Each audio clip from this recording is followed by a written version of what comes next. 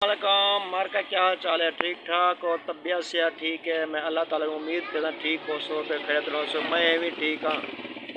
ते अज दूजे जाड़े नागा थी ना पे यार रक्षे की परेशानी थोड़ी टेंशन है। रक्षे के पिछू लगा रह गया वीडियो मन भी बना सकिया तो जैसी खातर मैं मजरा चाहना इंशाल्लाह वाला जी बाहर सवारी मिलती रहा से इंशा तो कराची की सैर खूब करे सा 15-20 जाने के बाद वाला इंशाल्लाह वापसी अपनी पंजाब मजे मजे से वीडियो बड़े सूँ तो हूँ जरा इतना टेंशन है तो टेंशन फ्री है हाली फिलहाल वारी हाज़री वास्ते मैं थोड़ी जी वीडियो बनाने पे इंशाल्लाह वाला 15-20 जाने बाद वाला पामदे प्यों पंजाब वह को रंगीन वीडियो दिखे सा हुए ठीक है।